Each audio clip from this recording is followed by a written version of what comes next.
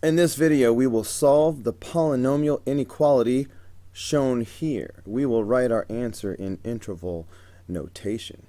So, the first thing you do to solve a polynomial inequality is you solve the related equation where you make an equal sign instead of a less than or equal to sign. This will give us the boundary points that we need. So I'm noticing that I have x's in every term. That means there is a common factor of x. So the first step of factoring is always to factor out any common factors. So I will take that x and pull it out front. So that will leave x squared minus 2x minus 15 equals 0. Now I will try to factor this further. So I will keep my x out here, and I will try to factor this. X squared can only be factored as x times x. 15 is probably going to be 3 times 5. Inner plus outer equals middle. Inner, I've got 3x. Outer, I've got 5x. Okay, I'm trying to get a middle of negative 2x.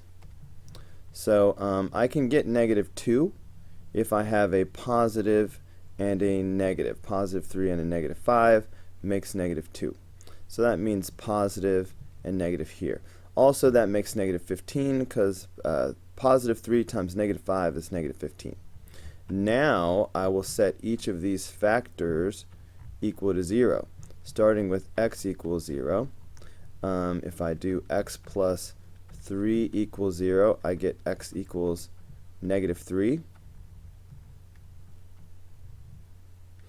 And if I set x minus 5 equal to 0 and add 5 to both sides, I get x equals 5. So these are my border points, my critical values, which I will graph on a number line. So here comes the number line. You know what? Let me go like this. So here's my number line, and my critical values are negative 3. And, I'm going to put them in order, of course. So my critical values are negative 3 and 0 and 5. So I'm going to represent, so these are the places where the function equals 0, because that's what we solved. We found the x values where the function equals 0. So do we want to include the solutions that give you 0 in our solution set?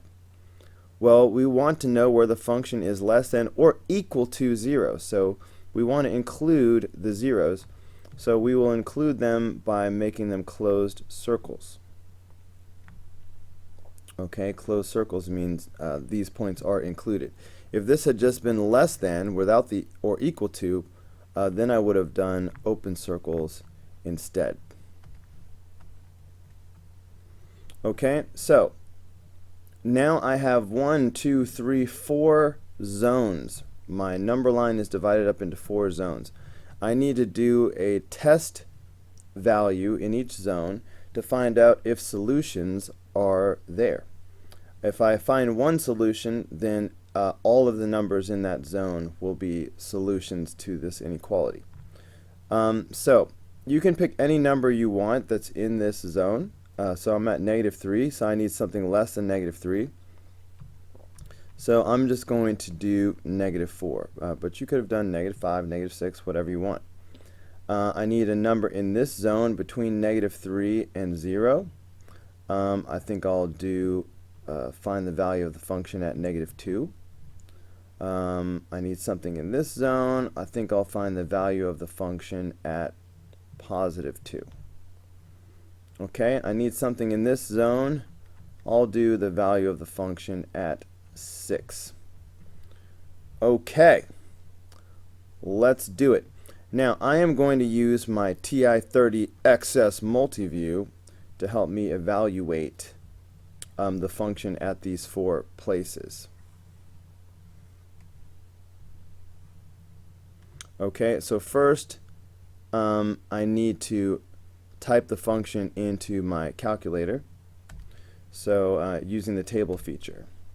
So here we go, x to the third power minus 2x squared minus 15x. Okay, that's it. So the function's in the calculator. Now, it doesn't matter where I start because I am going to use the ask feature instead of the auto feature. Okay, since I know exactly, I don't need to hunt for the x values, I know what the x values are that I want to do. It's more convenient if I do it this way. Now, just to be clear, I'm going to delete this out. Okay. So these are the values that I am dealing with. So I want to know what's happening at -4 and -2. So here I go, -4 and -2.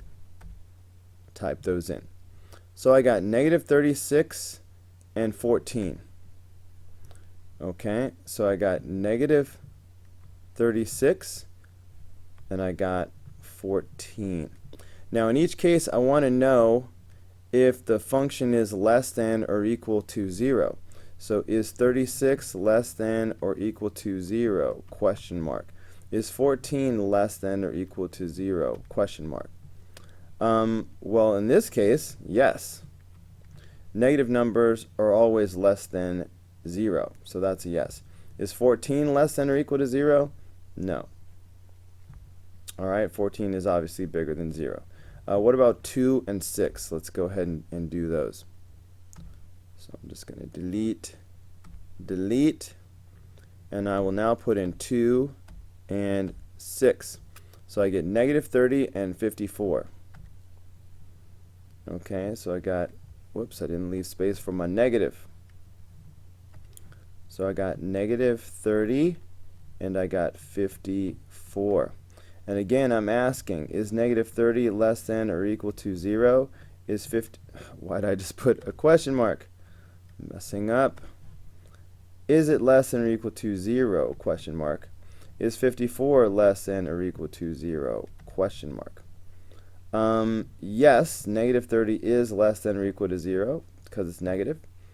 54 is not less than or equal to 0.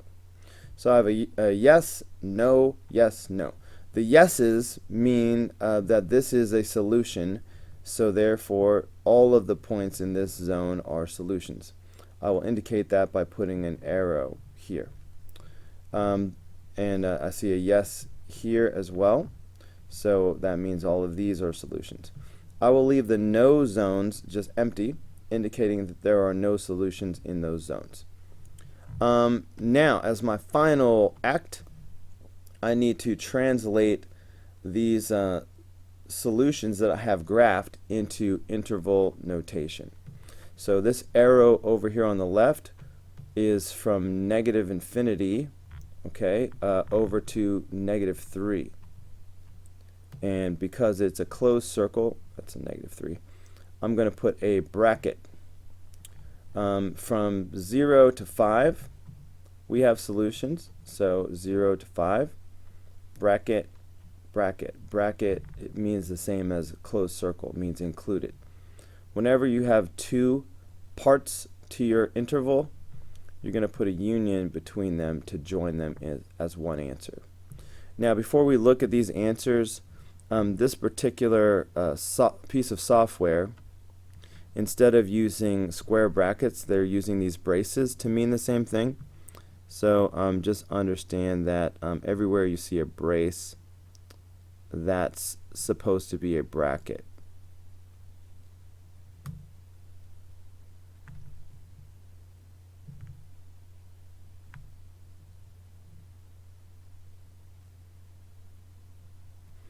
Okay, so now let's look.